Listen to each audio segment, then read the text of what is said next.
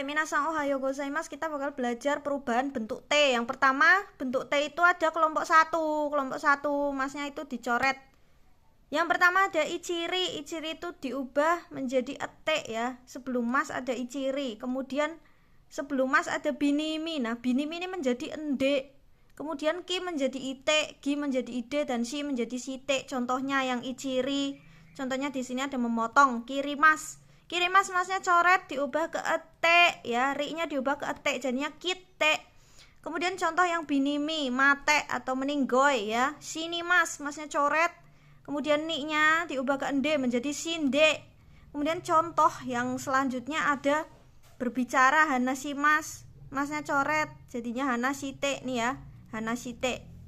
Kemudian yang kelompok 2 ini ada masnya dicoret tambah ite ya, gampang. Kalau yang kelompok 2 mas ditambah t, beres, vokal bunyinya e ya, dan kemudian bunyi i juga ada spesial.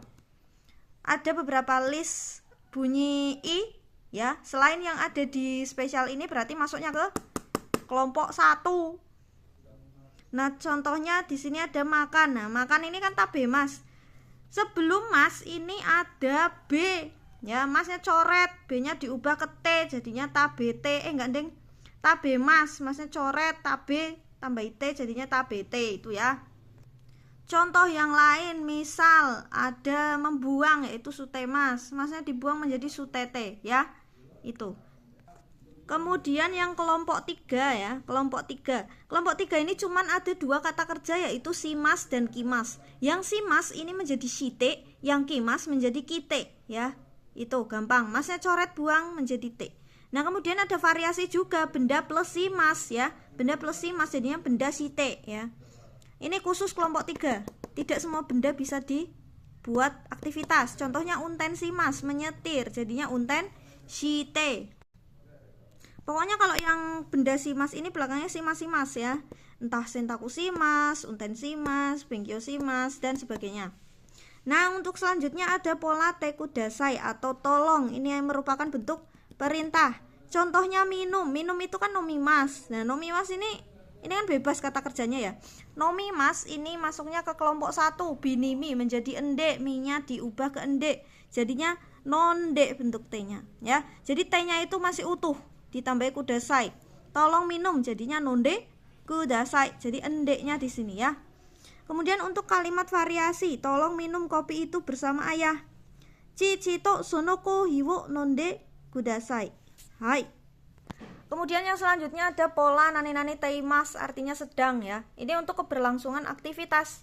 Contohnya di sini ada belajar. Belajar benkyo shimas diubah ke bentuk T jadinya benkyo shite karena dia kelompok 3. Sedang belajar itu benkyo shite imas ya. Teimas. Teimas itu artinya sedang.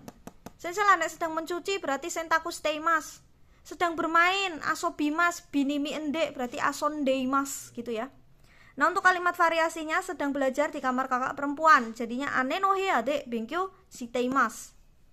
Kemudian untuk pola selanjutnya ada nani-nani masyoka. Jadi masyoka ini artinya bagaimana kalau untuk penawaran bantuan. Jadi untuk menawarkan. Kalau masyo itu ajakan langsung, kalau masyoka hati-hati beda sedikit, itu artinya penawaran bantuan. Contoh ada membawa ini mochimas ya.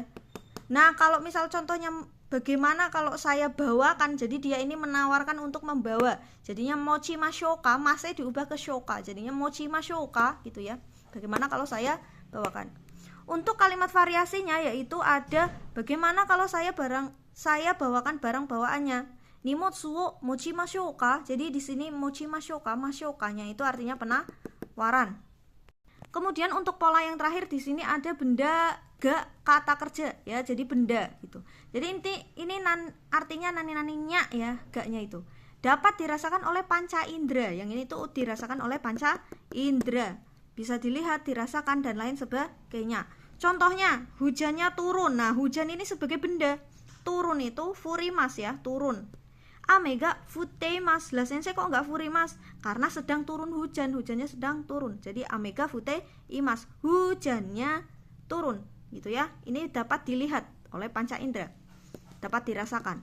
Kemudian yang selanjutnya ada contohnya kuenya manis gitu ya. Nah, di sini bendanya itu keki ga. Nah, ini ya. Amai, manis. Manisnya ini sebagai kata sifat. Jadi kenapa sensei di sininya kok kata kerja, sininya kata sifat? Jadi tidak hanya untuk kata kerja, di sini kata sifat pun juga boleh gitu ya. Yang penting bisa dirasakan oleh panca indera. Keiki ga amai desu.